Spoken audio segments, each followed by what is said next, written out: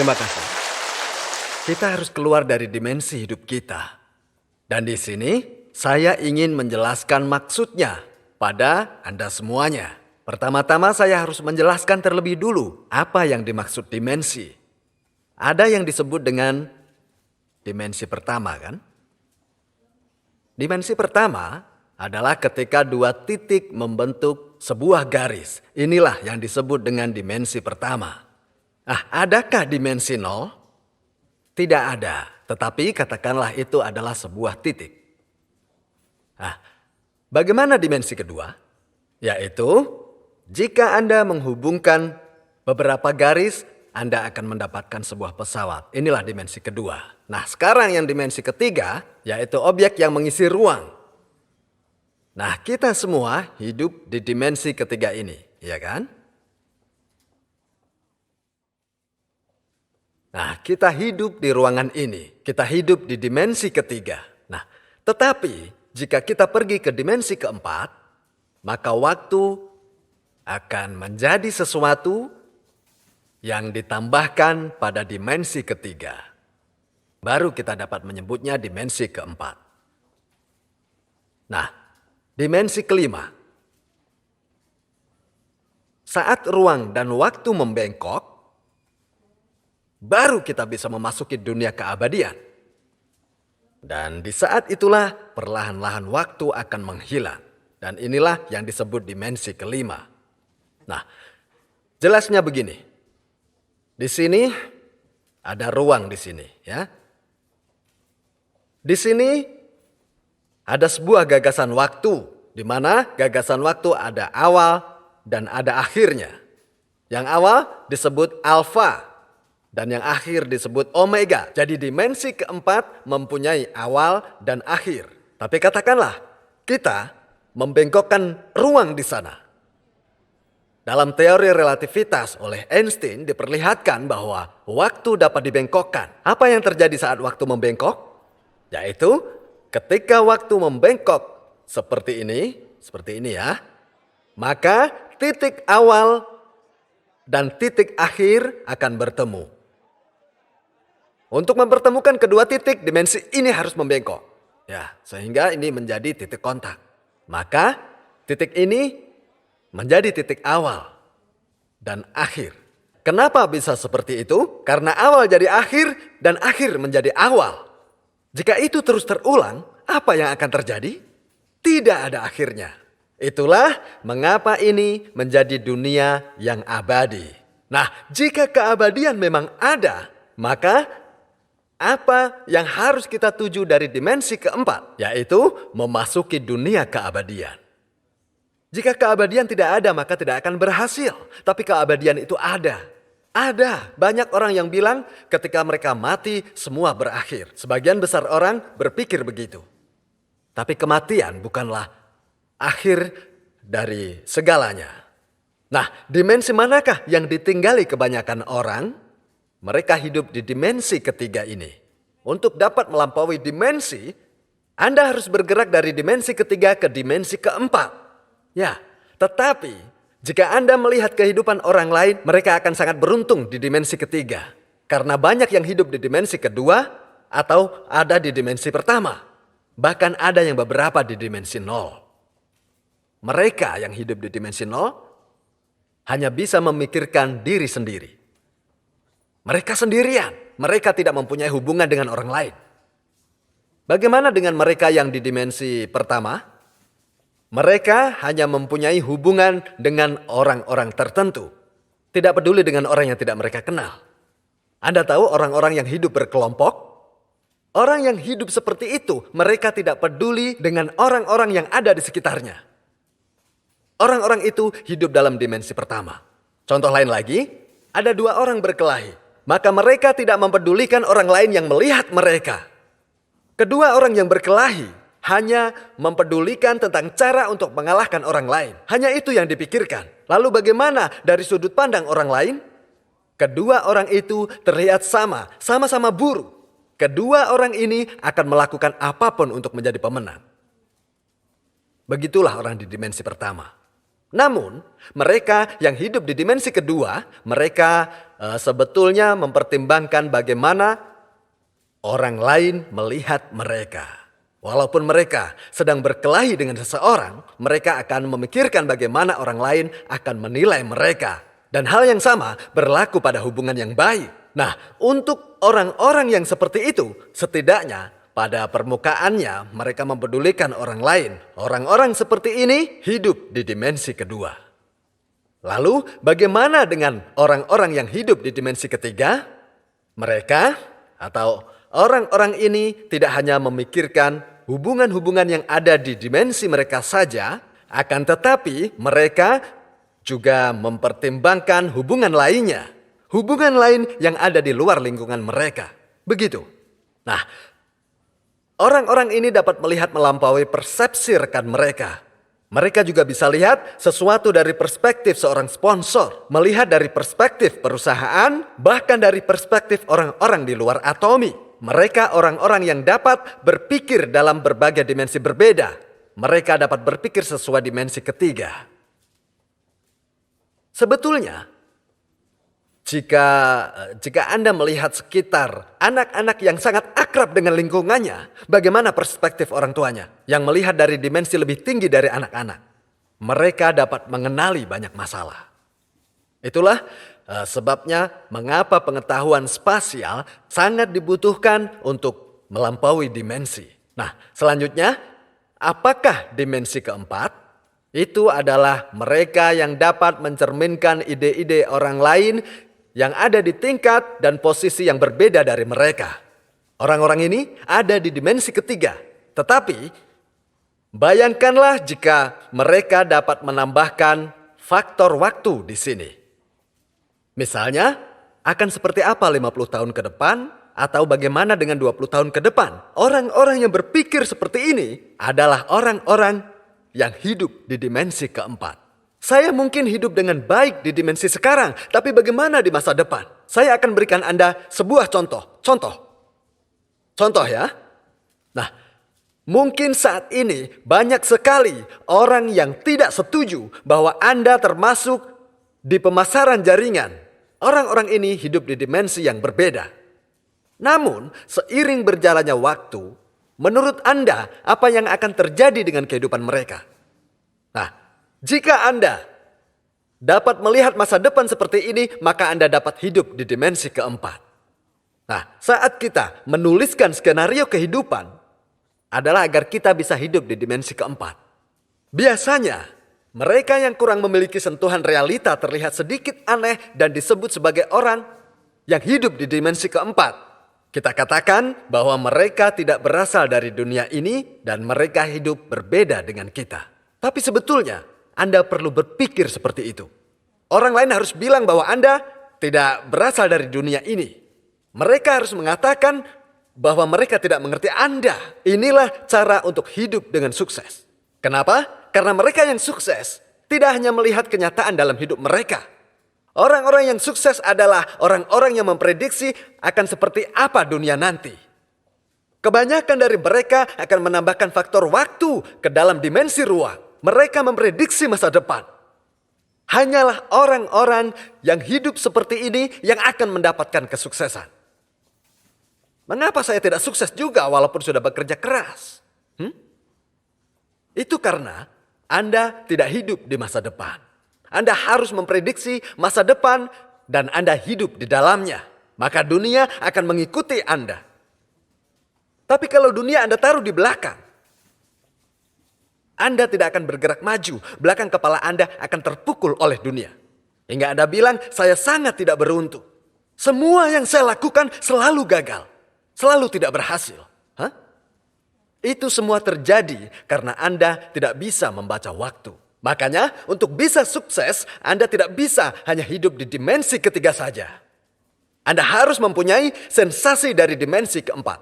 Sehingga Anda harus merancang masa depan kehidupan Anda dengan memiliki kesadaran akan realita yang ada sekarang. Lalu Anda harus dapat melihat realita Anda dari dimensi yang berbeda.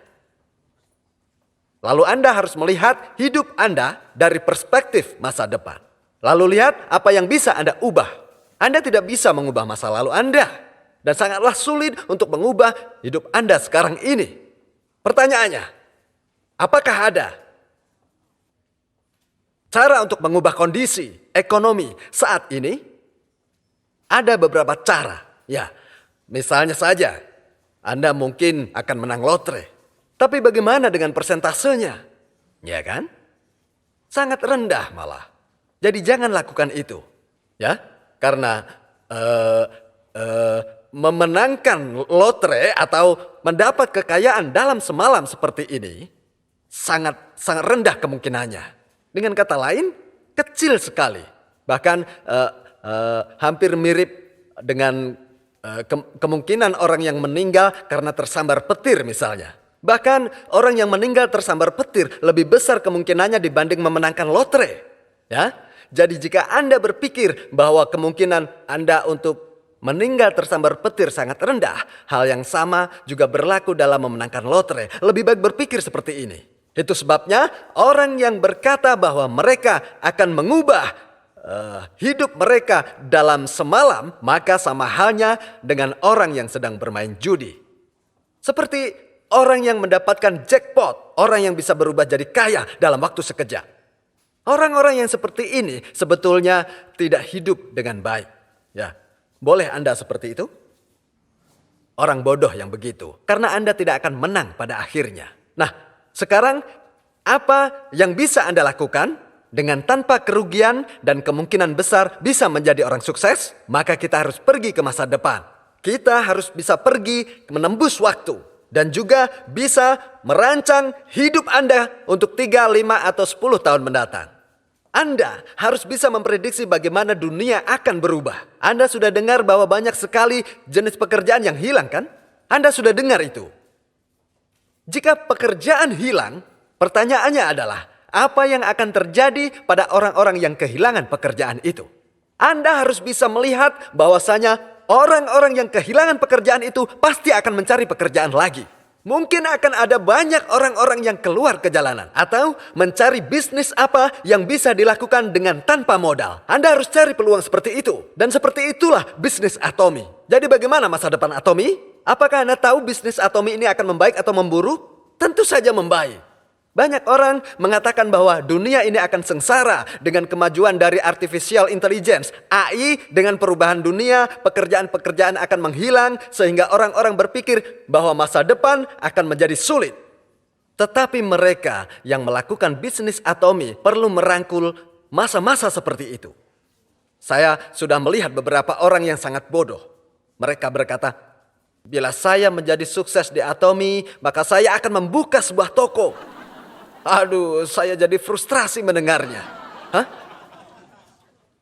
Orang-orang yang berpikir seperti ini tidak akan dapat membaca perkembangan zaman. Anda sekalian tahu kan bahwa dengan diperkenalkannya AI dan drone, dunia akan berubah. Pertokoan offline tidak akan bertahan. Nah, itulah mengapa sebelum itu datang, Anda sekalian harus berubah terlebih dahulu dan menunggu di masa depan. Anda harus membangun hidup Anda terlebih dahulu sehingga Anda bisa membantu kehidupan orang lain. Anda harus meraih sukses lebih dulu. Anda harus menghasilkan 500 juta atau 1 miliar sebulan. Sehingga Anda dapat merangkul mereka. Mereka yang ada di jalanan Anda rangkul. Karena tidak akan lama lagi perkantoran akan menjadi otomatis saat zaman AI datang. Itu pasti. Dan untuk perusahaan kami pun Total penjualan kami sebesar 15 triliun dengan 140 karyawan. Jadi 100 miliar pendapatan per orang. Dan semakin banyak jumlah karyawan, maka jumlah penjualan kami semakin meningkat. Penjualan kami tidak tumbuh proporsional dengan karyawan. Kami berusaha untuk mengotomatiskan kantor kami dan untuk memindahkan seluruh pekerjaan. Itulah yang sedang kami lakukan. Dan itulah alasannya kenapa di Atomy kami menghilangkan pekerjaan dan mengurangi biaya. Dan itulah alasannya bagaimana kami dapat menyediakan produk bagus dan harga terjangkau. Sementara perusahaan lain yang tidak dapat memiliki sudut pandang yang kompetitif ini, mereka pasti akan jatuh dan tutup. Di dalam pasar bebas, perusahaan seperti itu juga dibutuhkan. Dan sumber daya dari perusahaan-perusahaan yang gagal ini perlu didistribusikan ke badan lainnya. Orang-orang dari perusahaan tersebut harus jadi rekan Anda. Agar ini terjadi,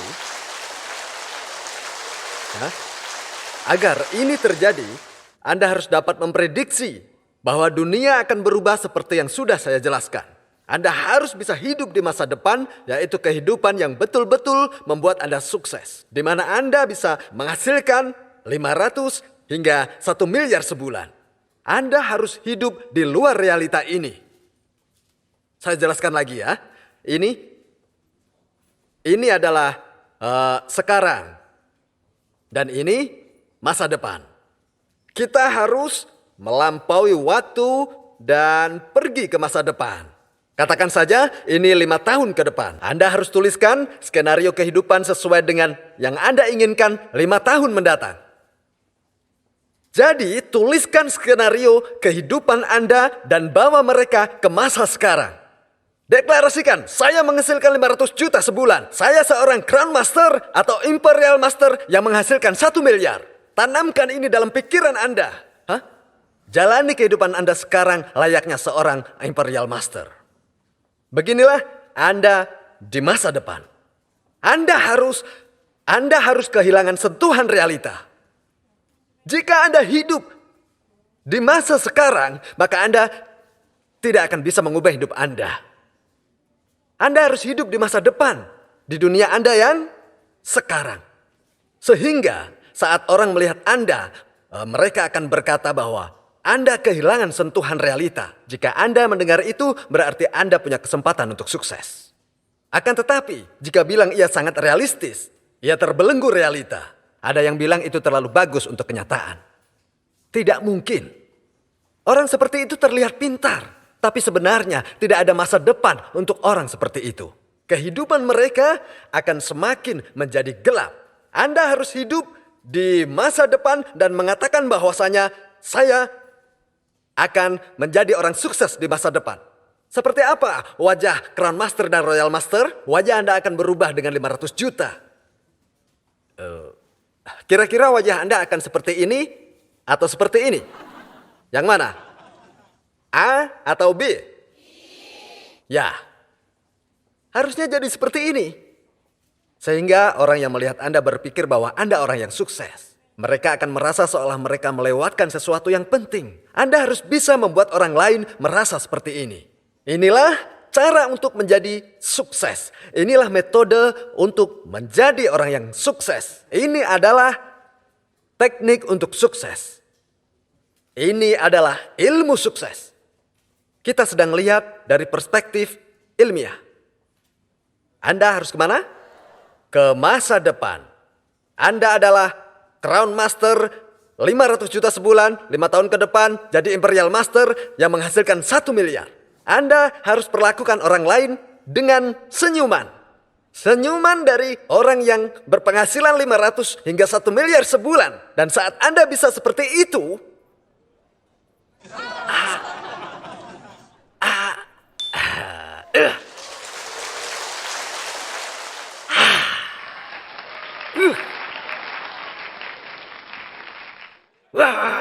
Anda pasti bahagia.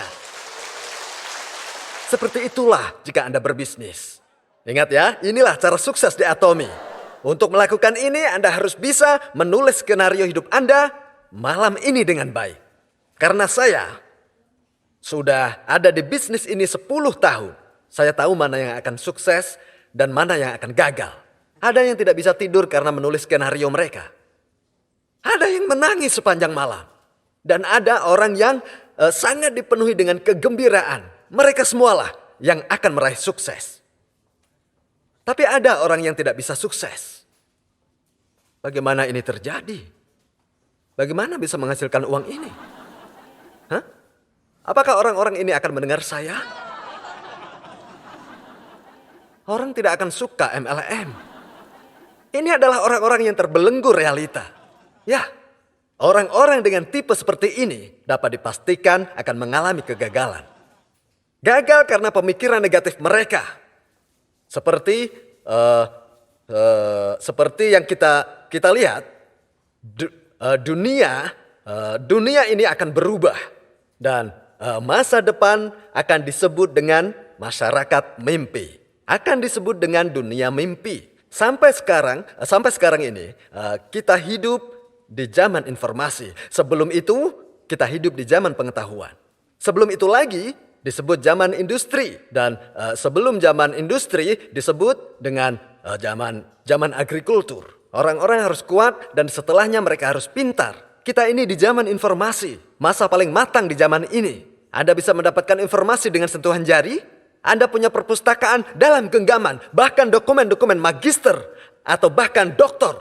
Kita sedang berada di dalam penghujung zaman informasi. Dan zaman yang akan datang setelah ini disebut dengan masyarakat mimpi. Di zaman informasi Anda harus punya tangan yang cepat dan tangkas. Pada zaman pengetahuan, Anda harus menyimpan banyak pengetahuan di kepala Anda. Dengan itu Anda bisa sukses. Tetapi masih ada banyak orang tua yang berpikir bahwa Anda harus memiliki banyak pengetahuan di kepala Anda untuk menjadi orang yang sukses. Itulah sebabnya mereka memaksa anak-anak mereka belajar. Tidak lama lagi, zaman informasi sudah hampir berakhir. Masyarakat seperti apa yang akan datang? Masyarakat mimpi, dunia mimpi. Siapa yang dapat bermimpi lebih baik? Bermimpi dengan baik berarti bergerak melampaui masa dan pergi ke masa depan. Yaitu membawa masa depan ke masa yang sekarang ini. Jadi ini adalah tentang hidup di masa depan. Semuanya ikuti saya. Hidup di masa depan.